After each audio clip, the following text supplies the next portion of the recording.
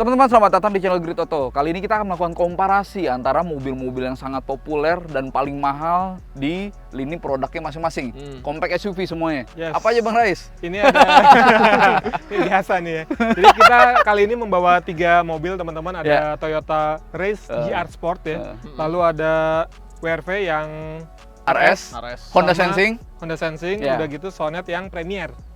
Dan semuanya merupakan flagship, artinya yang paling mahal di modelnya Lini masing-masing. Kalau GR Sport berapa kan? GR tuh 305 jutaan. 305 jutaan. Sementara WRV ini 317-an. Dan yang surprisingly, yang mengagetkan, ternyata yang paling mahal adalah Kia, teman-teman, dengan sonetnya itu 340-an ya? 344 juta. 344 jutaan. Dan kita penasaran, kira-kira dengan semua flagshipnya, artinya semua fitur yang mereka punya, mereka keluarin di model tertinggi ini, mana yang paling oke, apa saja plus minusnya, dan kira-kira di antara ini semua, mana yang paling sesuai dengan kebutuhan dan seleranya, teman-teman. Ini ulasannya.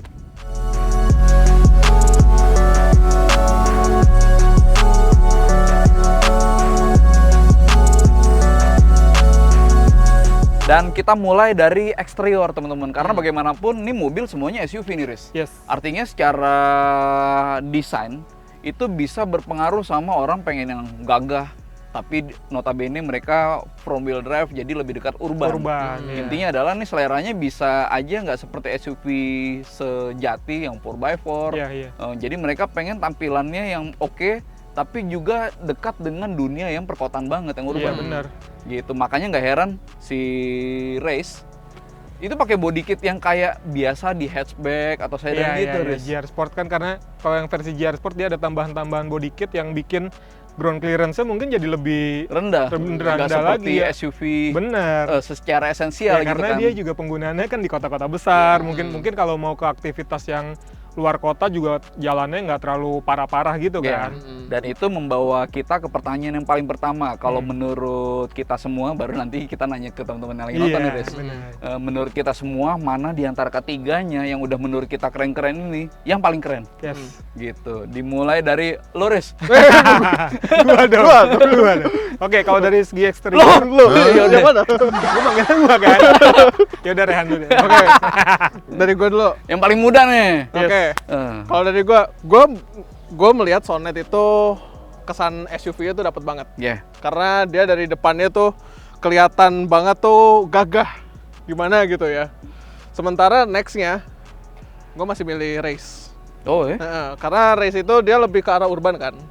Kalau gue lihatnya nih, Mas Bang, Race itu cocok buat di urban setting di Jepang. Pas banget. Itu eksterior? Itu eksteriornya. Oke, sekarang gue di antara banyak desain Kia yang sangat progresif belakangan ini, teman-teman, memang Sonet adalah yang paling keren. Tapi kalau masuknya adalah compact SUV, mana yang paling keren? Yang pasti bukan dari Race, karena menurut saya jujur kurang suka sama aksesorisnya, teman-teman. Saya lebih suka seminimalis mungkin. Itu personal.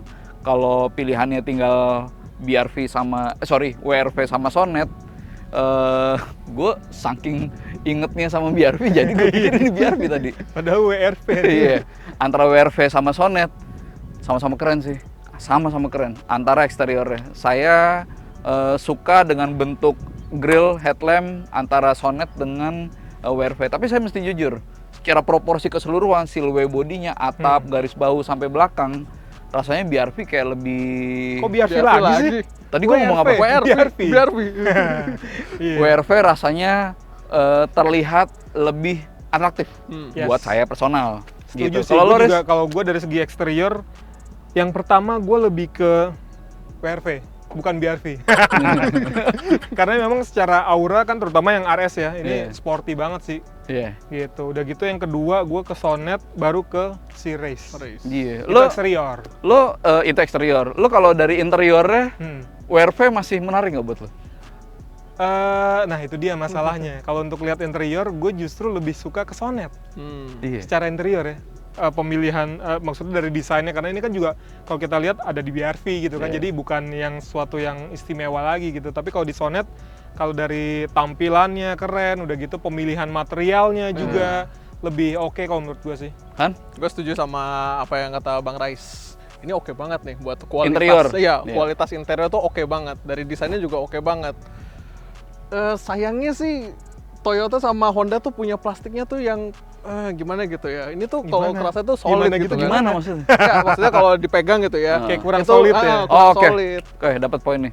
Iya teman-teman, kalau soal bentuknya dulu ya, antara mereka bertiga jelas yang paling keren buat saya ini Kia Sonet. Lalu kemudian secara desain masih itu WRV. Gua hati-hati nih ngomong nih, bukan BRV.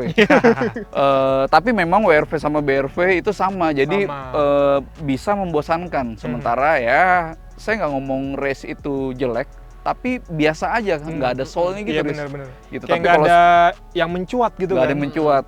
Tapi memang kalau secara build quality nih teman-teman, ini oke nih. Surprisingly, mobil buatan India ini bagus materialnya. Salah satu India yang oke. Soalnya ada juga mobil-mobil merek lain yang buatan India. Yang buatan India tuh agak kurang gitu. Iya, tapi gini, secara durability teman-teman, pemakaian jangka panjang, kita mungkin bisa skeptis karena build quality atau materialnya race itu biasa aja. WRV itu nggak lebih oke dibanding Sonet. Tapi teman-teman, nama besar di belakang mereka nih, Toyota dan Honda, itu bisa ngebuat kita lega. Karena mereka punya potensi untuk tahan banting. Oke, mungkin 10 tahun ke depan gitu. Mungkin dashboardnya kayak biasa aja gitu. Tapi itu bakal 10 tahun, 15, mungkin 20 tahun ke depan nggak berubah bentuk, ya begitu. Gitu, jadi pemakaian jangka panjang mereka punya kesempatan untuk bagus. Gitu, itu soal eksterior dan interior teman-teman, baik desain maupun build quality.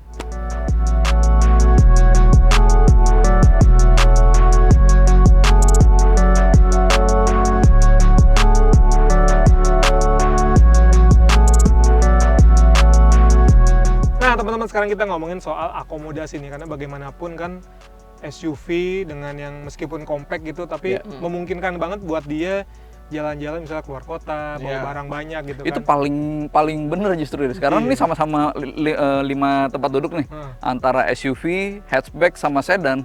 Yang lebih mungkin dibawa keluar kota, yang lebih mungkin keluar dari habitatnya SUV. Iya benar. Jadi ya mungkin banget dia bawa barang gitu kan. Dan kita pengen tahu dari segi akomodasi barang dulu nih, kira-kira di antara 3 mobil ini mana sih yang paling lega gitu kan? Gue pikir lu bakal bilang penumpang dulu. Ini kan bukan pickup race. Enggak, maksudnya kan kita mumpung lagi di belakang. Mumpung lagi di belakang. Siap. Jadi kalau kita lihat dari bagasinya teman-teman, ternyata kalau di secara lebar nih Bowie, artinya lebar ke samping ya, si Sonet itu paling gede. Terus kedua si WRV, baru si ini. Tapi emang ini kalau dari panjang ya, dari depan ke belakang ini kesandaran ke alasnya bangku baris kedua masih lebih panjang sih di antara yang lain. Cuman bedanya kalau ini kan dia dari bibirnya rata kan. Kalau WRV sama si Sonet dia turun ke bawah. Jadi secara volume harusnya bisa lebih besar. Dan itu sekaligus yang ngebuat kita suka teman-teman dengan bagasinya race, karena ini kan cenderung lantai rata kan, meskipun yang di pelipatan bangku baris kedua itu agak naik, tapi ini jadi kayak lantai rata nih. Kalau buat yang camping ala-ala misalnya, atau bawa barang yang ukurannya panjang, misalnya beli lemari di hypermart gitu ya, relatif lebih mudah naruhnya di bagasinya race. Gitu. Intinya kalau secara kelegaan bagasi paling gede adalah Sonet, terus kemudian WRV sama race tuh tipis-tipis, cuma sedikit lebih unggul, lebih panjang karena ini lebih panjang gitu. Tuh Han, yang gede bagasinya berarti Sonet nih. Jadi lo kalau mau duduk di bagasi di Sonet. Kayak bukan duduk kali, ngeringkuk begini. Soalnya kalau dulu kan ada yang 7 seater, ada tambahan lagi tuh 2. Nah, soal 7 seater ini berlanjut soal passenger, kelegaan untuk passenger, penumpang berapa Han? Nah, ini tempat duduknya yang paling depan, yang pengemudi itu di set ke ketinggian saya 165 cm. Dan di... Tapi sebentar, lu kayaknya jadi 167 deh. Rambutnya habis dicukur jabrik. Kalau ngitungnya dari mana nih? Dari rambut atas sama dari kepala? Dari kepala, aman. Di kepala. 165 cm. Nambah 2 cm. Kalau di race itu 9 jari legroomnya. Sisanya 9 jari. Headroomnya cuma 5 jari. Oke. Kalau di WRV? Kalau WRV itu 10 jari. Tapi untuk legroom. Untuk headroom ya itu 7 jari. Nah, WRV teman-teman, jadi yang paling lega secara legroom. Oke, headroom itu ada plus minus gitu ya, tapi di penumpang yang paling signifikan memang soal legroom. Kalau legroomnya semakin selonjor gitu, tentu akan terasa semakin lega. Makanya sedan sama MPV itu secara headroom tinggian MPV, tapi kalau sedan legroomnya terasa leluasa, kabinnya akan terasa lega gitu. Jadi secara legroom ini paling lega, 10 jari, ini 9 jari. Lalu kemudian Sonet 7 jari. Sonet 7 jari. 7 jari teman-teman, dan itu jujur mengagetkan karena terkait dengan yang tadi Aris bilang nih. Dulu tuh Sonet ada yang 7-seater dengan legroom yang sangat terbatas, mereka bisa membuat 7-seater. Sebenarnya bukan 7-seater, Risan, tapi 5+2. Karena memang ya itu jadi ekstra aja, bukan kapasitas utama gitu. 5 tambah 2 berapa, Mas? 8 kurang 1, jadinya 7.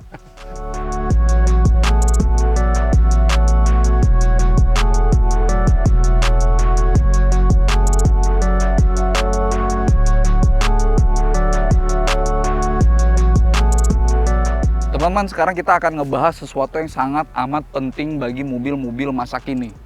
Desain itu mungkin bisa relatif.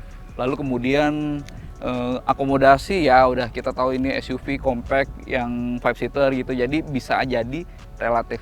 Tapi fitur teman-teman itu bisa menjadi faktor yang signifikan bagi orang menentukan apakah dia akan membeli atau tidak mobil tersebut. Gitu. Dan jelas yang paling lengkap adalah yang paling bagus. Yang lebih lengkap jadi yang lebih bagus, kira-kira gitulah. Nah, sebelum masuk ke mobilnya, kita mulai dulu dengan nyalain. Han, kita nyalain. Iris, kita nyalain. Kunci dulu, nyalain mesinnya. Remote engine start. WRV nyala, Sonet. Riz, nyalain race-nya, Riz. Tombolnya nggak ada. Riz, ayo Riz. Tombolnya nggak ada. Ya udah, tapi lu nyalain dari situ. Iya, benar. Jadi teman-teman, dimulai dari sebelum masuk mobil, yang ini sudah ada remote engine start, Sonet pun juga ada remote engine start, sementara race untuk mengademkan kabin setelah panas terik, itu pengemudi atau pengguna atau pemegang kuncinya mesti masuk dulu ke mobil untuk nyala ya. Tapi ini udah adem nih di dalam nih. Gitu. Dan sekarang kita kulik lebih jauh tentang fiturnya ada apa aja.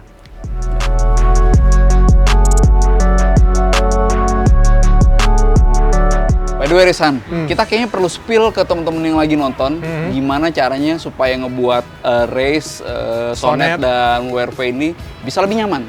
Gimana tuh? Kaca film. Ya kan? Iya nggak? Biar lebih adem. Lebih adem. Jadi teman-teman, kita tahu bahwa Indonesia dengan negara tropis itu kayaknya kalau soal temperatur cenderung tinggi. Makanya kita perlu kaca film yang pasti bisa bikin lebih adem. Pasti. Gitu. Lo pasti udah kebayang dalam otak lo? Udah dong. Apa? Pasti Vicul. Gimana kalau kita langsung ke flagship outletnya Vicul? Wah, oke banget. Iya. Di mana tuh? Nah ini?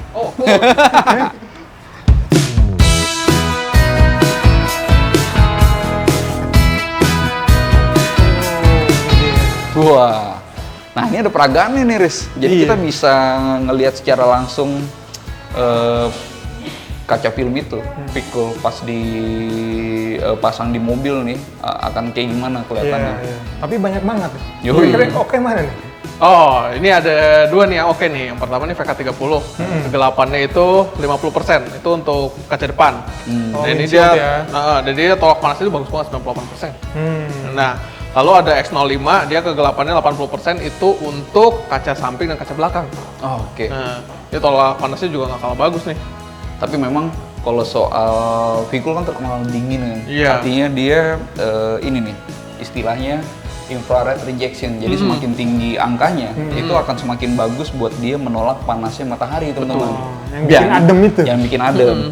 Jadinya dengan infrared rejection ini sampai 83,74% dan 98% teman-teman, itu pasti membuat mobil teman-teman adem gitu. Dan yang gue suka juga ini, Han. Kenapa? Jadi ini meskipun gelap, tapi dia juga tetap bisa terang dari dalam. Jadi visibilitasnya tetap bagus Iya. Itu Gitu. sih.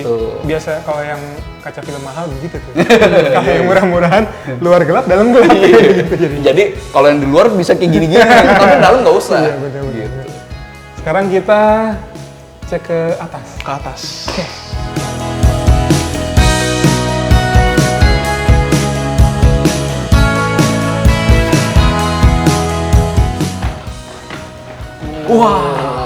Wih. Mantap banget. Asik banget ya. Jadi ini launch-nya tempat orang kalau misalnya mobilnya lagi dipasang kaca film kan. Dia bisa nunggu di sini, fasilitasnya banyak banget. Iya, ini ada biliar 9 feet pula ya, ada kursi pijit juga, dan nonton udah jelas bisa. Jadi ya ruang tunggu yang sangat spesial ini buat gue sih. Main dulu apa? Main dulu.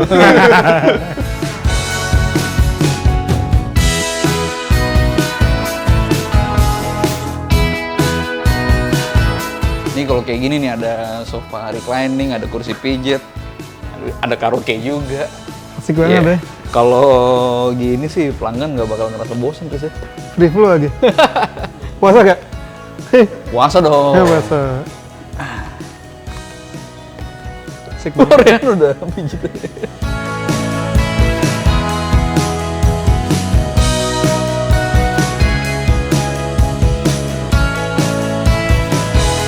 Oh iya Bowie, ini ada info yang gak kalah menarik nih. Jadi ada promo dari Vicul, itu namanya Mudik Asik bareng Vicul. Ini ada promonya sampai tanggal 26 April ya. Jadi kalau buat teman-teman yang mau ganti kaca film Vicul, itu kaca film di mobil lamanya itu dihargai 600.000. Jadi bakal ada potongan lah, potongan 600.000, lumayan banget loh. Jadi sebuah opsi yang sangat menggoda. Iya, pasti. Vicul kita tahu soal kemampuan yang menolak panas itu bagus banget, terus kemudian visibilitasnya juga tetap terjaga. Dan kalau teman-teman tertarik mau ganti ke Vicul, berarti ini momen terbaiknya nih, saatnya nih. Dan ini berlaku di outlet Vicul.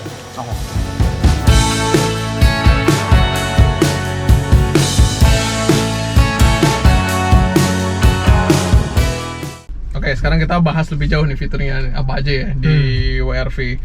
Yang paling impresif dari WR-V dan juga Race itu adalah fitur ADAS ya, kan masing-masing punya ADAS. Fitur safety kalau di Honda itu namanya Honda Sensing, sementara di Race itu Toyota Safety Sense. Safety Sense. Nah, dan mungkin ini tambahan ini pun nih Han, berarti Han. Di Daihatsu itu juga punya dan hampir persis dengan Toyota, tapi nggak pakai Daihatsu Safety Sense, melainkan Advanced Safety Assist. Gitu. Ya, tapi yang ASA itu nggak selengkap nih berdua nih. Soalnya di sini di WR-V dia punya CMBS, Collision Mitigation Braking System. Terus ada Road Departure Mitigation System. Lalu ada Adaptive Cruise Control nih, ada tombolnya. Lalu ada Lane Keep Assist System, lalu ada LCDN, Lead Car Departure Notification. Pokoknya semua fitur-fitur itu membuat kita yang di balik kemudi ataupun jadi penumpang tuh lebih aman. Lebih tapi aman. Kalau di Race ada tambahan sedikit, dia ada blind spot monitoring sama rear cross traffic color. Kalau di sini gantinya jadi lane watch. Tapi memang begini sih Rizan, mungkin teman-teman juga aware ya, kalau mobil yang sudah dilengkapi dengan fitur semi otonom, ADAS gitu ya, Advanced Driver Assistance System, bagi beberapa pengemudi dan mungkin termasuk gue nih Riz, ketika kita diintervensi mengemudinya, itu belum tentu nyaman semuanya. Kayak misalnya pas lagi di tol nih, kalau road departure ya, berarti ya? Iya, road departure. Lane keep assisting itu tuh. Itu kan ketika kita melanggar marka jalan, setir secara otomatis akan menginisiat untuk ngebelokin, untuk membalikan mobil ke jalur yang benar. Nah, itu bagi beberapa orang akan ngerasa kayak agak keganggu gitu teman-teman, karena setir kan bergerak di luar dari kemauan kita kan. Gitu, jadi memang itu seperti apa ya, pisau bermata dua. Jadi ada yang memang kebantu karena itu efektif buat keselamatan, tapi di sisi lain agak mengganggu dalam soal kenyamanan. Itu kenapa ada beberapa mobil yang memang bisa dimatiin fitur itu gitu. Tapi sayang banget ya sih, lu udah punya mobil mahal gitu ya, udah dilengkapi dengan fitur itu, tapi malah dimatiin. Bener, betul. Itu mungkin sayang, tapi setidaknya ada dulu Riz. Ada dulu. Lalu bisa dimatiin karena ada nih yang nggak ada. Sonet nggak ada. Itu nggak punya. Mau dinyalain juga apa yang dinyalain gitu kan. Sonet nggak punya fitur semi otonom, nggak ada Honda Sensing jelas ya, nggak ada fitur seperti Honda Sensing atau Toyota Safety Sense. Jadi dia sampai saat ini meskipun harganya teman-teman udah di share ya bahwa dia yang paling mahal gitu ya, tapi dia nggak punya kemampuan semi otonom. Dia nggak bisa ngegas ngerem sendiri misalnya, dia nggak bisa membelokkan setir sendiri misalnya, gitu, dan diganti dengan fitur yang terkait dengan convenience ya. Ada convenience ya. Jadi kalau di Sonet itu udah dapat wireless Apple CarPlay dan Android Auto. Terus lagi joknya nih, udah ada ada AC-nya. Terus dia juga ada sunroof, satu-satunya ada sunroof. Ya, ada sunroof juga. Sama ada ini iluminasi lamp gitu ya. Iya, ada ambient lighting tapi dan itu terkoneksi sama suara ini ya, suara audionya. Nah, jadi kalau misalnya suara bass dep dia bisa ikutannya ngikutin ini lampunya. Tapi gue suka di race itu ada ini pedal shift. Ya, pedal shift. Iya nih nggak ada di sana juga nggak ada. Tapi di sana udah ada mode manual juga. Meskipun dari sini nih. Iya. Oh ya, satu lagi di Sonet itu ada drive sama traction mode. Jadi drive mode-nya tuh ada 3, terus traction tambah lagi traction mode. Jadi biar kalau misalnya teman-teman ketemu medan off-road gitu ya, lebih oke tuh jadi. Bukan off-road lah, semi atau off-road kali ya. Jadi intinya kalau yang drive mode itu kan memang mengatur respons mesin dan transmisi kan. Ada yang sport ya. Ya ada normal, sport, ada eco, atau orientasi kayak eco. Tapi kalau traction mode itu mengatur traksi teman-teman. Jadi ketika dia berhadapan dengan aspal, dengan ketika dia berhadapan dengan tanah apalagi habis hujan gitu, atau rumput basah gitu misalnya, atau sesimpel ini Riz, permukaan di gedung parkir licin, kita bisa licin kalau habis hujan kan. Nah, traction mode bisa memberi kita keleluasan untuk mengatur agar bisa lebih berdaya menghadapi jalan seperti itu. Jadi traksinya dijaga supaya nggak terlalu berlebihan gitu ya. Dan sekali lagi soal fitur semi otonom jelas Sonet nggak punya, tapi secara fitur keseluruhan, convenience-nya gitu, dia oke juga sebenarnya. Gitu. Tapi kalau biar lebih lengkap, teman-teman bisa lihat list di sini. Yang pasti value-nya gini teman-teman. Di antara ini semua Sonet memang paling mahal, terus kemudian ini yang kedua, dan race itu yang paling murah di antara ketiganya. Dan dia bisa memberikan fitur semi otonom juga. Jadi ada value yang beragam nih. Iya benar. Gitu, nggak ada yang fix.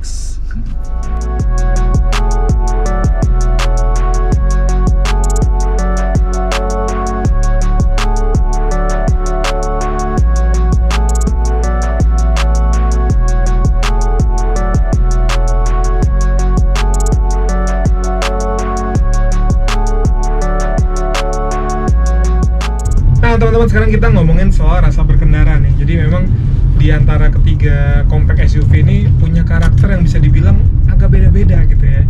Kalau kita sekarang sedang di Honda WRV sesuai dengan apa ya, kebiasaannya Honda gitu. Dia punya set suspensi yang bisa dibilang agak kaku nih Bowie. Jadi memang kalau kita ajak manuver gitu, handlingnya di antara tiga lainnya ini paling mantep sih. Pasti paling mantep. Untuk membelok kencang gitu terasa banget bahwa dia lebih apa ya, lebih ajak gitu ya.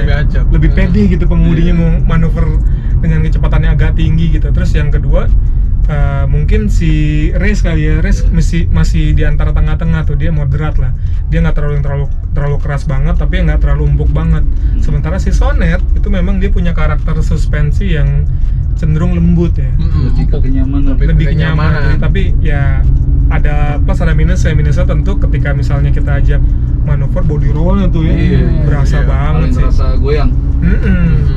Itu dari set suspensi dan mungkin juga sasis teman-teman. Artinya ini paling enak buat bermanuver kencang, lalu kemudian race yang di moderat, dan Sonet adalah yang orientasinya lebih ke kenyamanan, sehingga set suspensi dan sasisnya itu lebih ke empuk lalu limbung. Nah, di luar dari pergerakan bodi, kalau dari respon mesin nih, ini soal rasa berkendara ya. Yang enak di bawah justru race series ya. Itu kayaknya kebantu sama turbonya ya. Jadi dari putaran bawah hingga menengah tuh lebih padat gitu dibandingkan sama si dua mobil lainnya. Kita nggak ngerasa ada lag yang berlebih ya, meskipun di turbo ya. Dan yang malah muncul adalah soal torsinya yang enak teman-teman dari putaran bawah, sehingga race itu oke. Dan apa ya, transmisi semuanya CVT nih, semuanya CVT dan semuanya bisa memberikan perpindahan tenaga atau penghantaran tenaga secara halus ya CVT. Cuma emang ada minusnya si race itu, dia agak getarnya sih pasti berasa.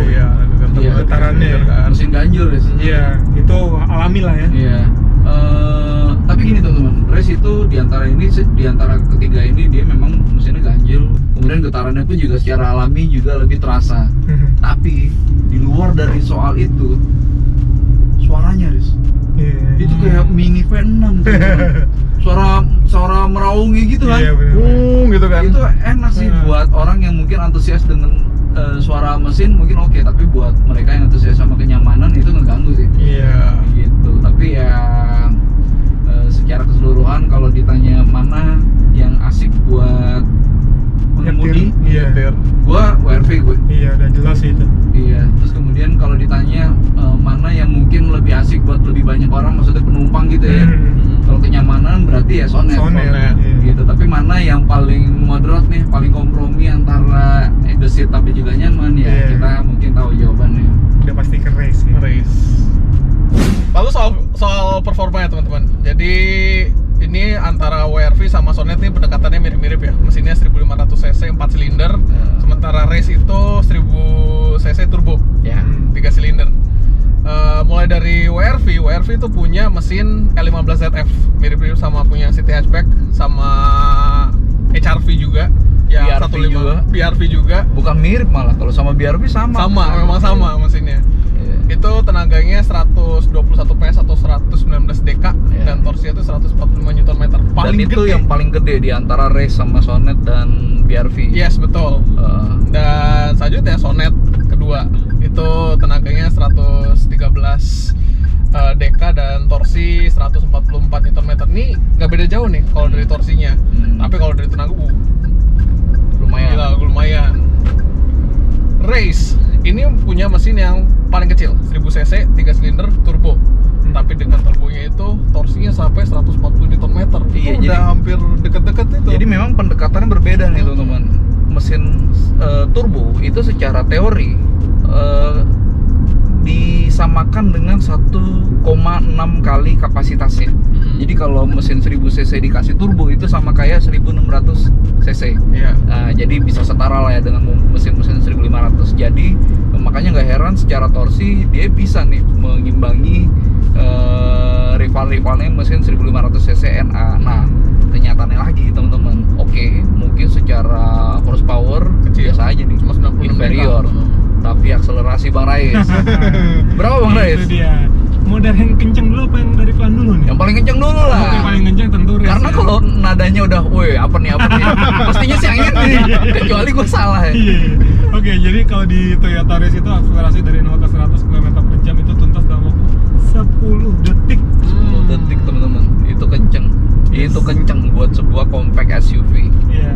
Gitu. Itu kalau si WRV ya. WRV itu ada di urutan kedua, dia 10,9 detik. Sementara si Sonet itu di 11,4 ya? 11,4 detik. 11,4 detik. Jadi itu sekaligus menjelaskan ke kita semua teman-teman bahwa tenaga adalah faktor penting, tapi bukan utama, bukan yang paling penting. Karena ada banyak hal, misalnya nih ya, bobot mobil, seberapa berat panel-panel bodinya, fitur-fitur yang dibawanya, lalu kemudian rasio dari transmisi, berarti rasio dari belt kan, karena penyaluran tenaganya ya. Iya, penyaluran tenaganya. Jadi itu semua berpengaruh ke hasil akhirnya, yaitu soal akselerasi. Tapi kalau ditanya mana nih Grid Auto yang paling kenceng di antara ketiganya, ya jawabannya race.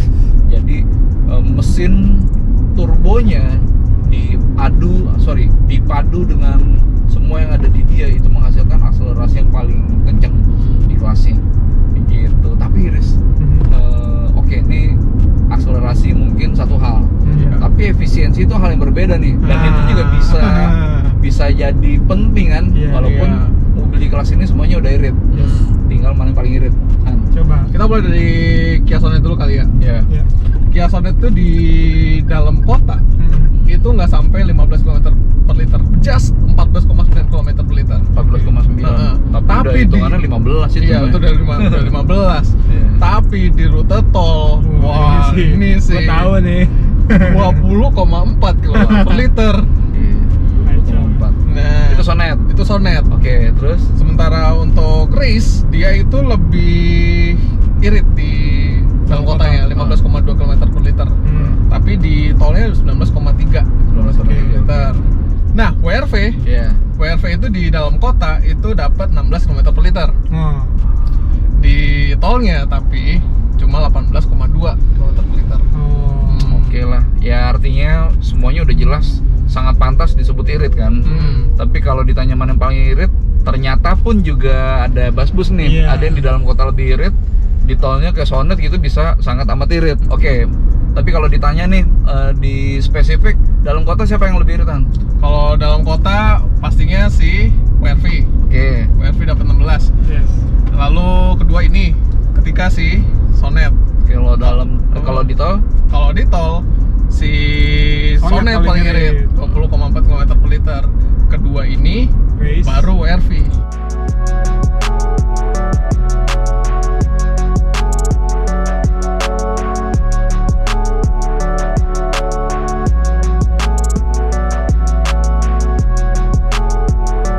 Dan sekarang kita sampai pada akhir ulasan ya teman-teman. Jadi memang si Sonet, WRV sama Race itu punya pendekatan yang berbeda terkait value-nya.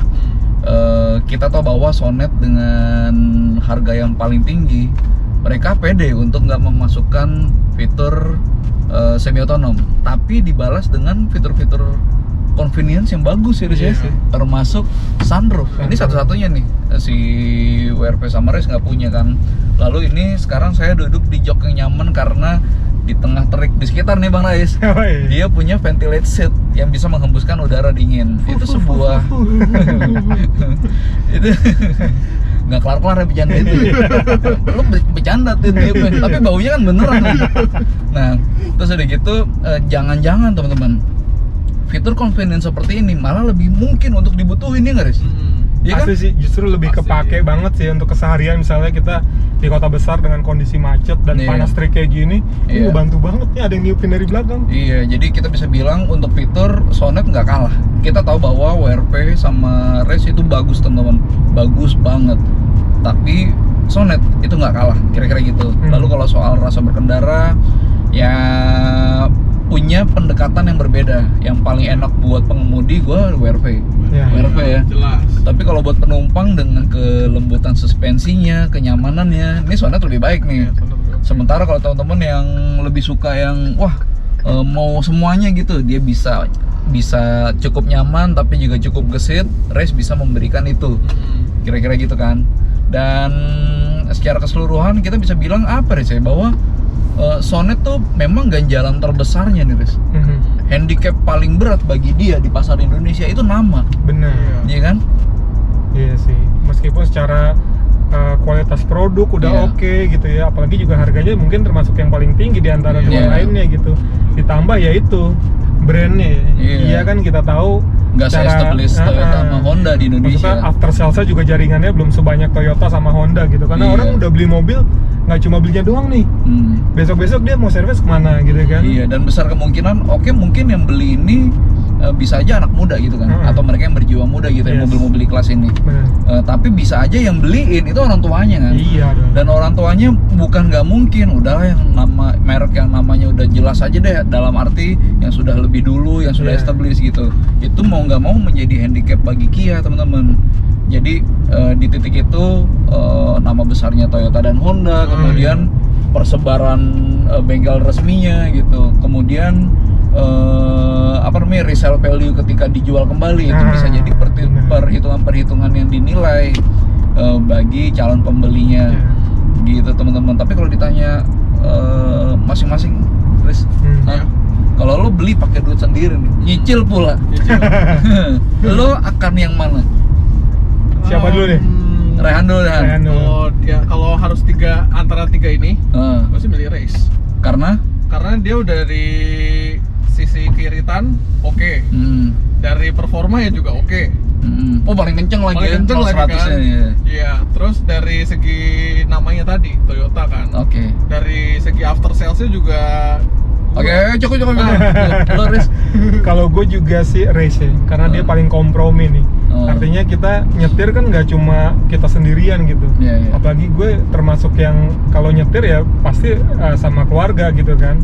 Udah gitu ketika misalnya ya itu after sales sih, ketika misalnya kita mau servis ada apa-apa misalnya amit-amit gitu jaringan Toyota sih udah termasuk yang paling aman. Karena kalau di WRV keras banget bantingan. Oke. Nih, kalau gue nih Riz ya, gue kan lumayan lama pakai CR-V itu dulu tuh.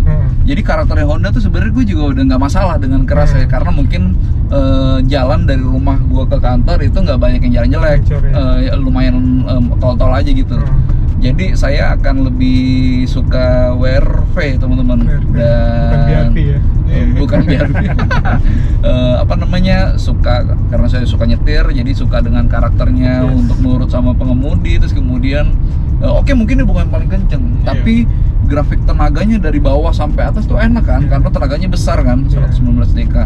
Itu sudah memenuhi kebutuhan gitu. Jadi ya itu sebuah apa ya, pertimbangan dari masing-masing pemilik atau calon pembeli, karena setiap pembeli itu punya kebutuhan yang berbeda-beda. Kira-kira gitu kan. Mungkin gitu teman-teman, dan kita pun juga pengen tahu kira-kira menurut teman-teman yang paling sesuai dengan kebutuhan banyak orang di segmen di kelas ini, compact SUV, dan termasuk teman-teman yang paling oke itu yang mana antara Race, Sonet, dan BRV. Gue pengen ngomong BRV tadi, nyaris banget BRV. Itu dulu dari kami. Terima kasih sudah menonton dan sampai ketemu di video berikutnya.